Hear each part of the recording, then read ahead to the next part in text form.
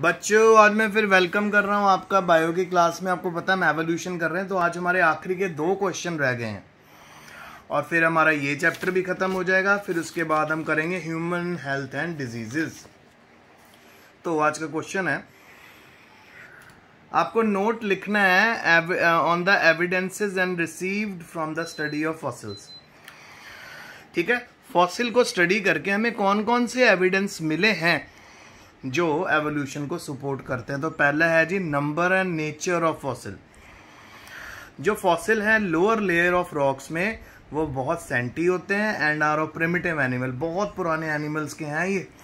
Fossil actual में है क्या, उनके स्केलेटल सिस्टम है जो बाद में किस में कन्वर्ट हो जाते हैं, पेट्रोल में कन्वर्ट हो जाते हैं, डीजल में या फिर कोयले में। It indicates that in beginning of the earth there were simplest animal. तो इन फॉसिल से हमें यह भी पता चलता है कि शुरुआत में आज से हजारों करोड़ों साल पहले जो धरती के ऊपर एनिमल थे वो सिंपल एनिमल हुआ करते थे। नंबर 2 है जी डिस्ट्रीब्यूशन ऑफ फॉसिल्स। फॉसिल्स कैसे फैले हैं ऑल अक्रॉस द वर्ल्ड। जो फॉसिल्स हैं कॉम्प्लेक्स एंड कॉम्प्लेक्स ऑर्गेनिजम्स के होते हैं। अपर लेयर ऑफ रॉक में आपको मिलते हैं, डीप लेयर ऑफ रॉक में भी आपको मिलते हैं।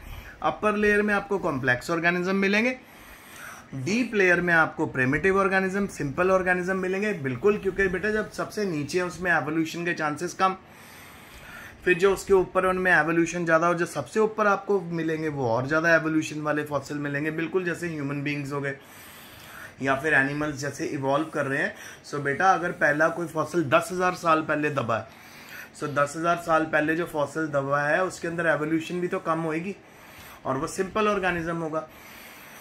उसके बाद फॉसिल, अब जब आप ऊपर की लेयर में से फॉसिल उठाओगे वो 5,000 साल पुराना था तो वो थोड़ा इवॉल्व मिलेगा। उसके ऊपर उठाओगे वो 1,000 साल पुराना, थोड़ा और इवॉल्व मिलेगा आपको।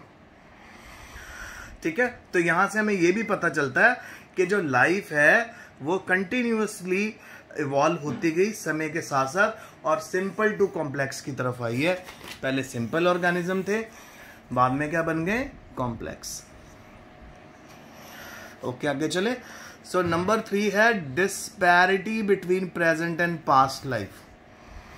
The animal of past were completely different from the present animal. ऐसा तो होना ही है क्योंकि जो पास्ट के एनिमल्स थे उसके अंदर बेटा एवोल्यूशन के चांसेस बहुत कम थे। ठीक है, जैसे dinosaur were the largest animal but they were rejected by nature as nature failed to provide food to such huge animal.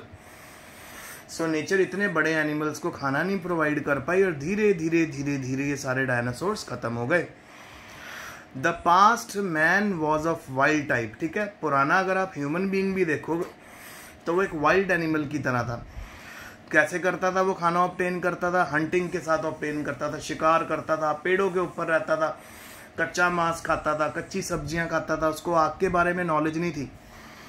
फिर उसके बाद क्या आया, disparity between the life of past and present proves that descent with modification has occurred.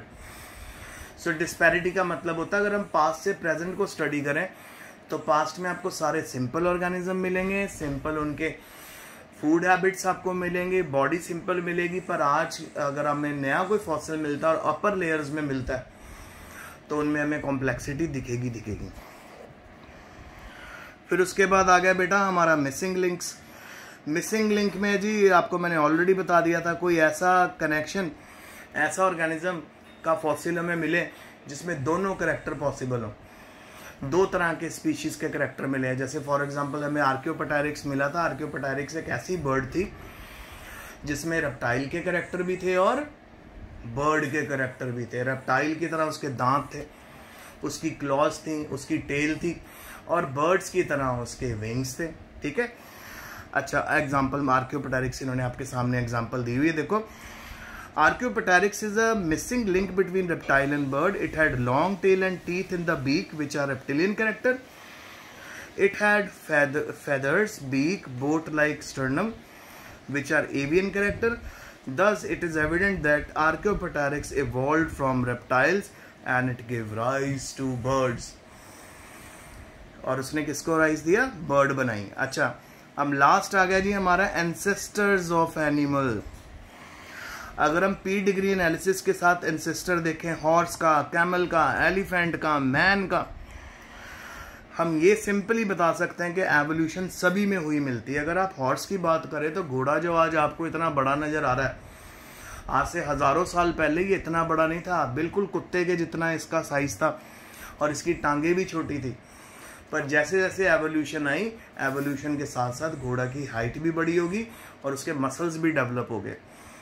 इसी तरह giraffe की इतनी लंबी गर्दन आज जो आपको देखने को मिल रही है, आज से हजारों साल पहले वो गर्दन छोटी थी, पर वो कंटिन्यूसली अपनी गर्दन की मदद से पत्ते खाता रहता था, तो धीरे धीरे धीरे जनरेशन आफ्टर जनरेशन उसकी गर्दन लंबी हो गई।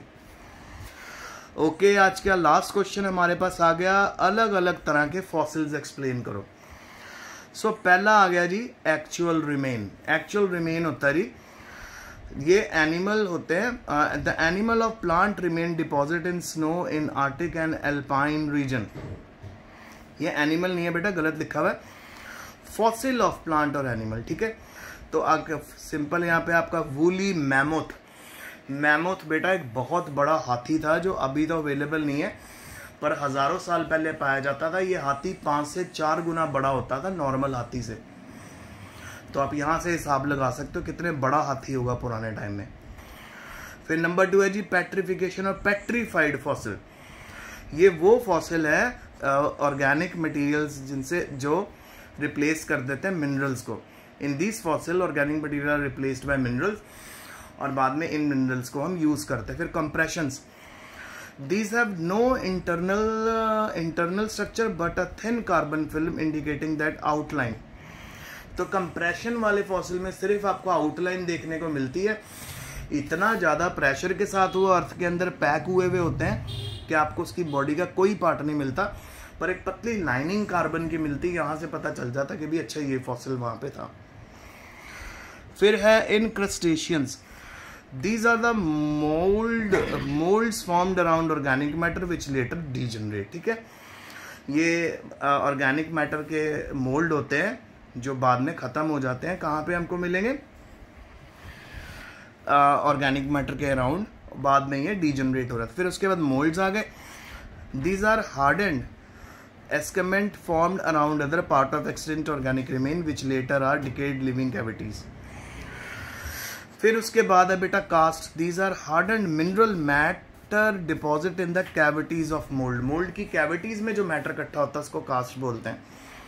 फिर इम्प्रिंट्स क्या होते हैं?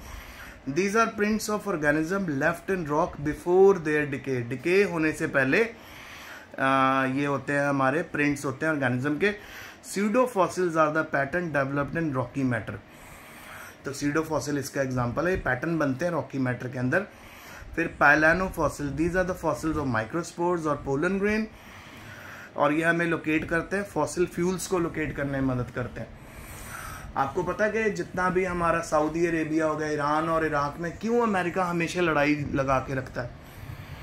क्यों वहाँ पे वो अपने आर्मी को डिप्लॉय करके रखता है? क्योंकि बेटा वहाँ पे बड़े बड़े कुएं हैं फ्यूल के, और उन कुओं में से जब भी अमेरिका वहाँ पे आता है और जब भी अपने प्लेन्स वापस भेजता है, ढेरों ढेर पेट्रोल और डीजल वहाँ से ले जाता है।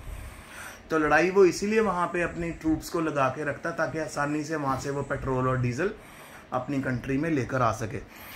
अब वहाँ पे ही पेट्रोल और डीजल ज़्यादा क्यों मिलता है? हमारे इंडिया में क्यों नहीं इतना मिलता? अमेरिका में क्यों नहीं मिलता? ये सऊदी अरेबिया वाले इलाकों में क्यों? क्योंकि जो सऊदी अरेबिया हो गया, ईरान और इराक हो गया, ये सारे एक बहुत बड़े रेगिस्तान के ऊपर बने। तो आज से हजारों करोड़ों साल पहले वहाँ पे ढेर सारे एनिमल्स मर चुके हैं, और जब वो मर गए और जब वो दब गए, वो धीरे धीरे धीरे फॉसिल में कन्वर्ट हो गए। तो वहाँ पे ढेर सारे उन एनिमल्स की डेड बॉडीज यानी स्केलेटल सिस्टम से बना हुआ पेट्रोल और डीजल अवेलेबल है। रेगिस्तान होने के कारण वहाँ पे ढेरों एनिमल्स मरे थे, तो उन्हीं का फ्यूल अब निकाला जा रहा है। इसी तो आजकल आपको बोला जाता है कि फ्यूल को कम से कम यूज़ करना है, क्योंकि ये नॉन रिन्यूएबल सोर्स है। हम अगर सारे का सारा फ्यूल इन आने वाले 100 या 200 सालों में यूज़ कर लेंगे तो हमारी जो नेक्स्ट जनरेशन है बेटा, उनको तो कुछ नहीं मिलेगा। तभी आप नोटिस करते हो कि गवर्नमेंट हमेशा बार बार निकालती है फ्यूल कम यूज़ करो, पेट्रोल कम यूज़ करो, पानी कम यूज़ करो। तो ये रीज़न है। और आप नोट कर रहे हो कितना बड़ा हाइक आ गया, कितना ज़्यादा प्राइस बढ़ गया पेट्रोल और डीजल का। क्यों बढ़ रहा है इतना प्राइस?